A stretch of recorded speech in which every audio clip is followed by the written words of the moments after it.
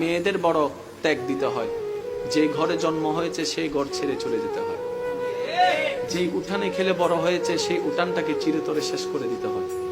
একটু ভালো করে দেখলে দেখা যায় মেয়েদের কিন্তু আসলে কোনো ঘরেই হয় না। বাবার কাছে থাকলে বাবার বাড়ি, স্বামীর কাছে থাকলে স্বামীর বাড়ি, ছেলের কাছে থাকলে ছেলের বাড়ি, নিজেদের আসলে কোনো বাড়ি হয় না। মা জাতি বড় অদ্ভুত। আমি মাঝে মধ্যে ভাবি, আল্লাহ যদি মা জাতিকে সবরের পাহাড় না দিতেন, পৃথিবীতে সংসার শব্দটা টিকতো না, পৃথিবীতে পরিবার শব্দটা টিকতো না। সবার কথা বাদ দেন, আপনি আপনার মার কথা পাবেন, দাদির কথা পাবেন, নানির কথা পাবেন। আমাদের মা, আমাদের দাদি, আমাদের নানি যে ত্যাগটা দিয়েছেন, যে সহ্যটা করেছেন, ওনারা যদি অধৈর্য হতেন আজকে কারো পরিবার কিন্তু ঠিক থাকতো না।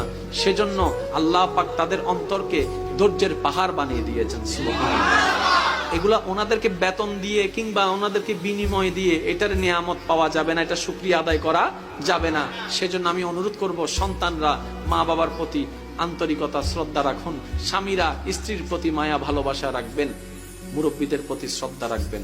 কারণ ওই মহিলাদের ত্যাগ, ওই মা বোনদের, দাদি নানিদের ত্যাগ আমরা কখনো টাকা দিয়ে বিনিময় দিয়ে কখনো প্রতিদান দেওয়া যাবে। আমরা দিতে পারি একটা ভাবে, প্রতিদান নয়, সেটা হচ্ছে মায়া দিয়ে, ভালোবাসা দিয়ে, সম্মান দিয়ে। আল্লাহ আমাদের সবাইকে বুঝার তৌফিক দান করুন। এবার ইমানদার ভাইরা একটু মনোযোগ দিবেন। কষ্ট হচ্ছে আপনাদের?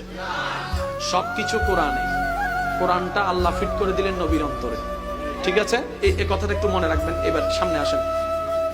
প্রথমে বিয়ে দিবেন কাকে? বড়জন, তারপরে সেজ, তারপরে ছোট। 1 2 3 4 5। আমি আবার বলছি, একটু ইসলাম কি মারামারি শিখায় না মহব্বত শিখায়? আপনারা বলেন ইসলাম কি মারামারি শিখায় না মহব্বত শিখায়? ইসলাম কি হিংসা শিখায় না আন্তরিকতা শিখায়? আরে ইসলাম তো সেই ধর্ম, নবী রাহমাতুল লিল আলামিনকে যখন তায়েববাসীরা পাথর দিয়ে স্বাগতম জানিয়েছে, নবী রাহমাতুল লিল আলামিন বদদুয়া দেওয়ার বদলতে দোয়া দিয়ে ফেরত এসেছেন। নবীর রাস্তায় কাটা বিছাই দেনে ওয়ালাকে নবী দেখতে গিয়েছেন। আপনি আমি সেই নবীর উম্মত। আল্লাহর ওয়াস্তে একটু বোঝার চেষ্টা করবেন। প্রথম, দ্বিতীয়, তৃতীয়, বড়, মেজ, ছোট। বিয়ের সময় বড়, মেজ, ছোট, এই নিয়ম সহজে ভাঙ্গা। আমরা সবাই আল্লাহর বান্দা, আদম নবীর উম্মত, আল্লাহর বান্দা।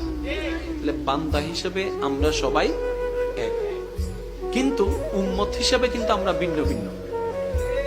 এবার বলেন তো, উম্মতের ভিতর সবচেয়ে বড় ভাই কার নবীর উম্মত?